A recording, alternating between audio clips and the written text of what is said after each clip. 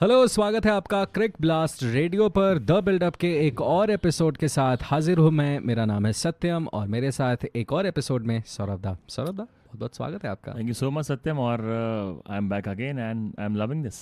मुझे भी बहुत मज़ा आ रहा है और मज़ा मुझे लगता है कि आएगा जब आज मुकाबला शुरू होगा राजस्थान और पंजाब के बीच मुंबई में। इस प्रतियोगिता का चौथा मुकाबला है। क्या एक्सपेक्ट कर रहे हैं आप इस मुकाबले से? ये दो वो टीमें हैं जो अभी तक हमें एक्शन में नज़र नहीं आई हैं और उनको ज़्यादा फुटेज भी नहीं मिलता जी। है। रीज़न बीइंग कि इनके पास कोई ऐसे सुपरस्टार क्रिकेटर्स नहीं है। Like RCB have Virat, Mumbai have Rohit Sharma. तो ऐसा कोई इंटरनेशनल सुपरस्टार इनके पास मौजूद नहीं है, Indian superstar to be honest. भले ही राजस्थान के पास बेन स्टोक्स हैं और आपके पंजाब जॉस बटलर हैं और पंजाब के पास भी सुपरस्टार्स हैं। Yes, they have KL Rahul, Nicholas Pooran, Chris Gayle से बड़ा तो ऑब्वियसली T20 क्रिकेट कोई भी में। नहीं, बट स्टिल आई फील ये दोनों टीम्स अंडर अचीवर हैं। राजस्थान ने बदलाव की कोशिश की है वैसे। नया कप्तान नियुक्त किया गया है संजू सैमसन के रूप में। पहला एक्सपीरियंस होगा उनका इस टूर्नामेंट में कप्तानी का। This will be huge for him, huge challenge for him to be honest. क्योंकि एज अ बैट्समैन पिछले 2-3 साल में संजू सैमसन ने एक नेक्स्ट लेवल को अचीव करने की कोशिश करी, उसकी तरफ बढ़ रहे हैं। जब नए नए आए थे आईपीएल में तो ब्रिस्क 20s-30s लगाते थे, लेकिन पिछले 2-3 सीजन देख रहे हैं he is converting 20s-30s to big 70s-80s और मैच विनिंग कंट्रीब्यूशन बढ़ रहे हैं। तो समझ में आता है निर्णय कि आप इस समय अपने बेस्ट बैट्समैन को आपने कैप्टन बना, जो कि नज़र भी आता है। He is a genuine match winner और इसीलिए इंडिया कॉल अप भी रिसेंटली उन्हें देखने को मिला। लेकिन कप्तानी करना हर किसी की बस की बात नहीं है। और रही बात कप्तानी के एक्सपीरियंस की, संजू सैमसन की अगर बात करें, हाल ही में जो सैयद मुश्ताक अली ट्रॉफी हुई है उसमें केरला ने कप्तानी का भार संजू सैमसन को दिया था।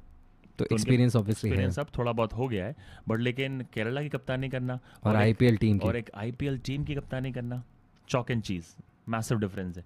सही बात है। वैसे अगर बैटिंग ऑर्डर कंपेयर करेंगे सौरभ दा, तो पंजाब के पास अगर एक्सप्लोजन है क्रिस गेल और निकोलस पूरन के रूप में, तो राजस्थान के पास भी बेन स्टोक्स और जॉस बटलर हैं।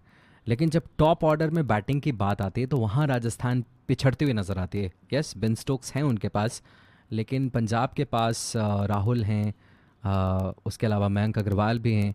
तो वहाँ एक बहुत बड़ा डिफरेंस देखने को मिलता है। मनन वोहरा या यशस्वी जायसवाल, कौन करे ओपन स्टोक्स के साथ? या to be honest, Manan Vohra is a talent. या ही इज, बहुत बढ़िया बैटिंग करते हैं, लेकिन वो भी अंडर अचीवर टाइप हैं। वो 30-40s वाले हैं, फिर उससे वो कन्वर्ट नहीं कर पाते। मनदीप सिंह और वो दोनों एक जैसे हैं। बिल्कुल। और अगर मैन टू मैन भी बात करें, Punjab is looking a better side. अगर आप पेपर पे देखें तो they have more match winners in their side. Robin Uthappa को उन्होंने जाने दिया, चेन्नई को लोन कर दिया। लोन क्या कर दिया, एक्चुअली दे दिया, थोप दिया तो उसकी वजह से डेफिनेटली ज़्यादा मौके मिलेंगे या तो मनन वोहरा को या यशस्वी जायसवाल को। सत्य, आपने रॉबिन उथप्पा का जिक्र किया।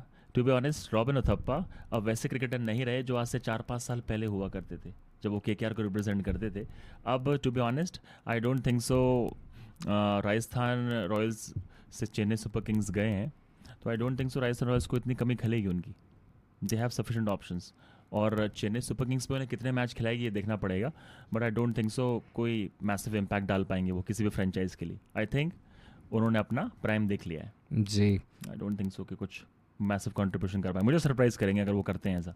रिप्लेसमेंट अगर देखें जोफ्रा आर्चर का, तो मुस्तफिजुर रहमान एक विकल्प हो सकते हैं और एंड्रू टाई हैं। दोनों अच्छे खिलाड़ी हैं, लेकिन शायद जोफ्रा आर्चर जो अभी युवा हैं और पीक ऑफ हिज पावर्स पे ऑपरेट कर रहे हैं, वो बात नहीं है इन लोगों में। जो कंधों में जान जोफ्रा आर्चर की है, वो किसी के नहीं है। और आपने मुस्तफिजुर रहमान का जिक्र किया, आज से 3-4 साल पहले आप बोलते तो शायद वो मेरे नंबर 1 बॉलर होते।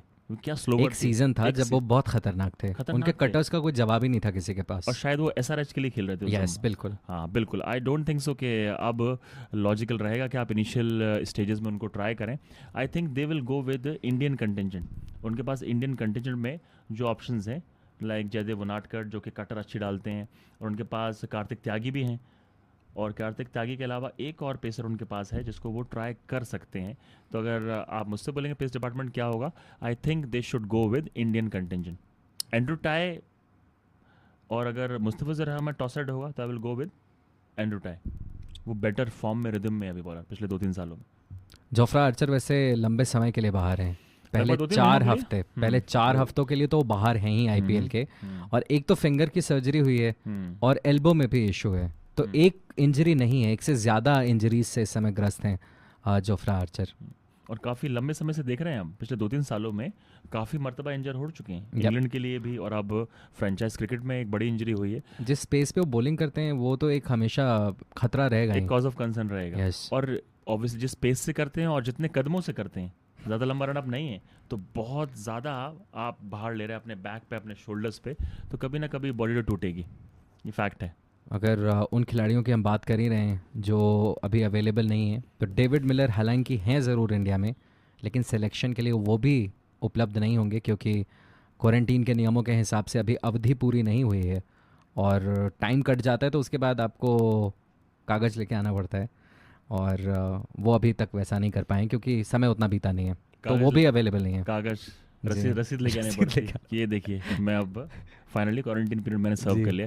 लेकिन डेविड मिलर को एज इफ नाउ, क्योंकि अगर आपने हाल के पाकिस्तान सीरीज देखी उसमें बहुत कमाल की फॉर्म में थे, बहुत बढ़िया बैटिंग कर रहे थे, जबरदस्त हिटिंग कर रहे थे। ऑल तो पाकिस्तान जीत गया क्योंकि लास्ट मैच में सारे की प्लेयर्स तो इंडिया आ गए, सारे इंडिया आईपीएल खेलने आ गए, वो जरूरी चीजें करनी है लाइफ में उन्हें। Makes sense Saurabh, makes sense, I would do the same. बिल्कुल, पैसा कमाना यार। तो yes, David Miller initial matches में नहीं होंगे, लेकिन इस सीजन में आप देखेंगे शायद डेविड मिलर को ज़्यादा चांसेस देगी राजस्थान रॉयल्स। पिछले सीजन में बहुत कम मैचेस, ना मात्र के बराबर मैचेस खेले थे पिछले सीजन में उन्होंने, इस साल चांस ज़्यादा मिल सकता है। सौरभ दा, इससे पहले कि हम शो समाप्त करें, कुछ सवाल हैं मेरे मन में, उनमें से एक सवाल है क्रिस गेल के बारे में। अक्सर हमने देखा है, और ये सिर्फ इस टीम के साथ नहीं है, पंजाब के साथ नहीं है, इससे पहले भी हो चुका है कि क्रिस गेल को शुरू में नहीं खिलाया जाता है और बाद में आप खिलाते हैं और रियलाइज़ करते हैं कि यार पहले ही खिला लेना चाहिए था। क्या इस साल भी वही गलती करेगी पंजाब, या आपको लगता है कि शुरू से वो मौके देना स्टार्ट कर देंगे क्रिस गेल को, और आपके हिसाब से बेटर क्या है? और आपने इस गलती का जिक्र किया जो टीम्स कर रही हैं, पंजाब ने पिछले सीजन में काफ़ी लेट खिलाया था उन्हें, और आते ही रन बनाना स्टार्ट कर दिया था। तो अगर इसको समअप करना हो, केएल राहुल ने रिसेंटली एक स्टेटमेंट दिया है, उन्होंने बोला है कि हम लोग साल भर मेहनत करते हैं, साल भर नेट्स में घंटों बैटिंग करते हैं। क्रिस गेल साहब हैं, ये पूल में चिल करते हैं, सीधे मैच में आते हैं और ऐसे बैटिंग करते हैं और तोड़ देते हैं और बड़े बड़े छक्के लगाते हैं।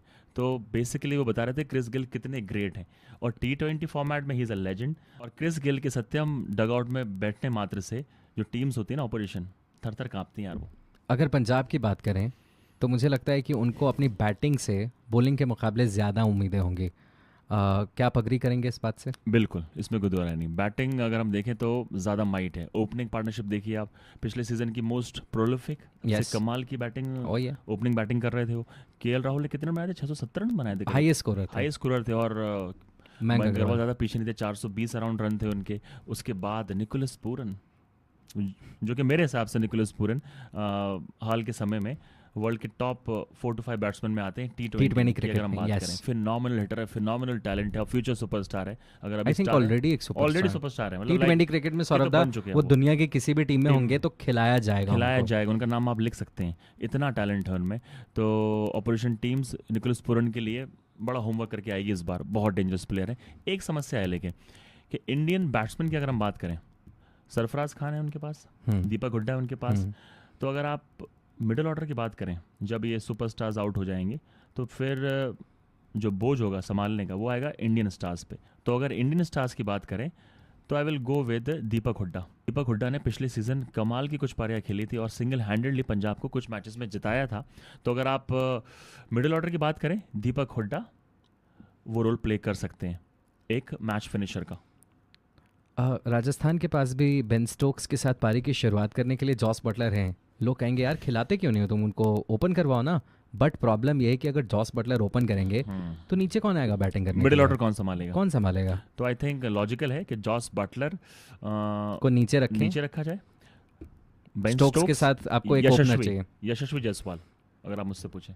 चलिए, जो भी होगा हम आपको सब बताएंगे। हम आपको पल पल की खबरें देते हैं क्रिक ब्लास्ट रेडियो पे। आईपीएल के हर एक मुकाबले के दौरान हम लाइव होते हैं, टॉस के बाद ही आ जाते हैं लाइव। 7 बजे टॉस होता है और हम लाइव हो जाते हैं। तो आप लोग भी आइए और 7 बजे ट्यून इन कीजिए हमें क्रिक ब्लास्ट रेडियो पे, मज़ा आएगा। थोड़ी देर में यह मुलाकात होती है, तब तक के लिए मैं बाय कहता हूँ और सौरभ दा भी बाय कहते हैं। Bye bye, see you.